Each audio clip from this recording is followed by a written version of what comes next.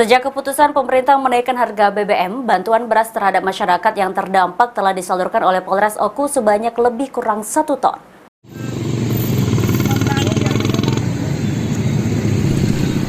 Polres Oku terus membagikan bantuan sembako kepada warga yang terdampak kenaikan BBM subsidi di Kabupaten Oku dengan menyasar tukang ojek dan sopir angkutan umum. Total Polres Oku sendiri sudah membagikan lebih dari 1 ton beras dan bahan makanan lainnya. Kasar Intelkam Polres Oku AKP Hendri Antonius mengungkapkan, sudah sepekan ini Polres menemui sejumlah warga yang terdampak kenaikan BBM. Dalam sehari 3-50 paket sembako terdiri dari beras, minyak goreng, gula, dan gandum dibagikan kepada warga. Hari ini sejak kenaikan BBM, kami dari Polres Oku sudah membagikan sembako dan beras itu kurang lebih 1 tonan. Ini akan sampai kapan kita membagikannya?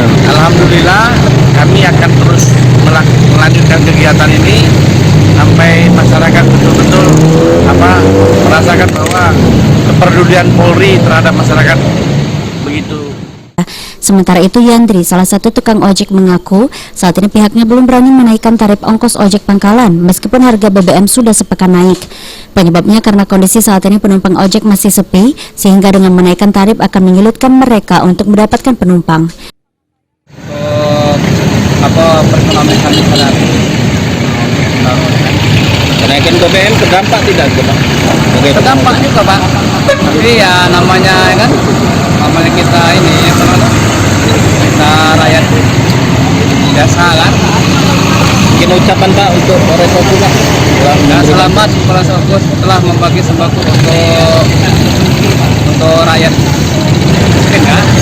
Terdampak ya. Terdampak. Sebelumnya Polres Oku melalui Satuan Fungsi Uang ADA menggelar bakti sosial pembagian sembako kepada warga terdampak kenaikan BBM. Bantuan tersebut akan diberikan secara berkelanjutan. Ari Pranika, PAL TV.